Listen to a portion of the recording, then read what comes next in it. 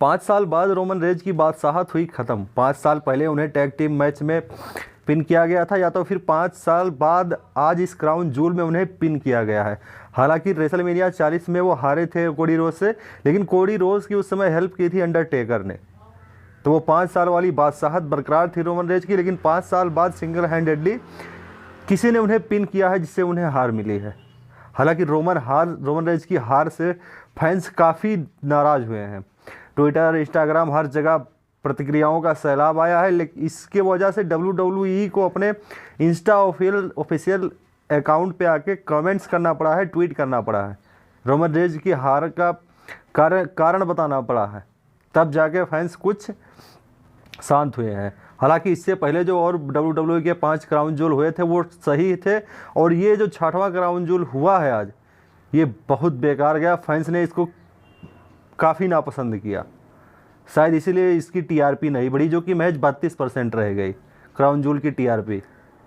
इसमें सब कुछ वैसे हुआ जैसा फैंस सोच रहे थे, जो अनुमान लगाया जा रहा था सब कुछ वैसे हुआ। कुछ स्टार को कंपनी ने पुश किया, कुछ को WWE ने सपोर्ट किया।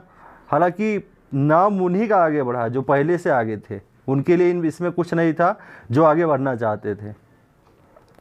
पहले बात करें किक ऑफ की, जहां रोमन रेंज मैच की शुरुआत करते हैं। हालांकि उनकी टीम अच्छी होती है, जे उसो, जिमी उसो, रोमन रेंज, सामने होती है ब्लड लाइन। हालांकि उनके पास नंबर्स गेम के फ़ायदे होते हैं, जहां उनका एक मेंबर ज़्यादा होता है, उनके पास 4 होते हैं, ये 3 होते हैं। फाइट ज़बरदस्त होती है, लेकिन महज चंद मिनटों में सोलो सिकोआ जो कि रोमन रेंज को 2 समोन स्पाइक देके पिन कर देते हैं। अब सवाल यही उठता है कि रोमन रेंज जो कि स्पेयर किंग, जे उसो जो कि स्पेयर किंग, तो एक भी स्पेयर क्यों नहीं देखने को मिला इनके मैचेस में। फैंस इस बात को लेकर काफ़ी नाराज़ है। हालांकि स्पेयर के बल पे जे उसो ने इंटरकॉन्टिनेंटल चैंपियनशिप भी जीता था, और रोमन रेंज का तो स्पेयर मशहूर है ही है, स्पेयर के लिए वो जाने जाते हैं। जब भी किसी को पिन करते हैं तो स्पेयर देकर।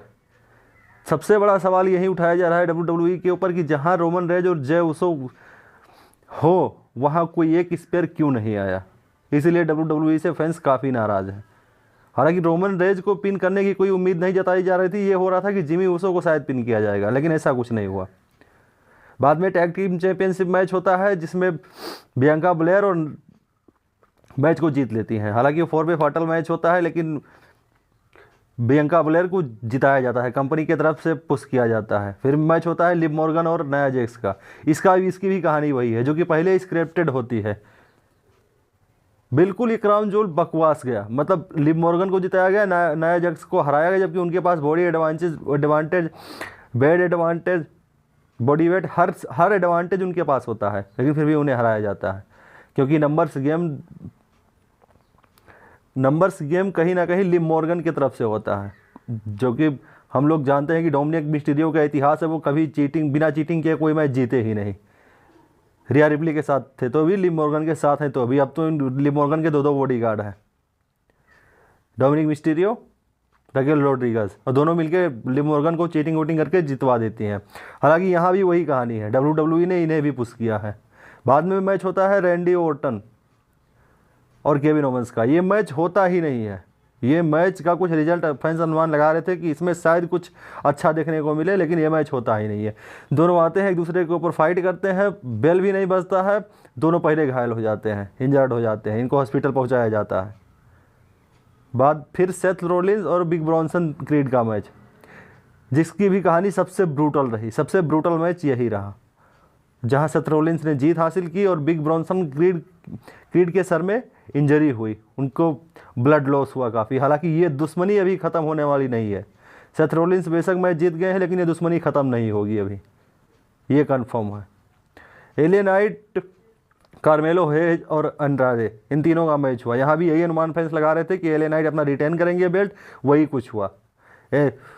अंड्राडे और कार्मेलो हेज को हराया गया, एलिया नाइट को पुश किया गया कंपनी की तरफ से।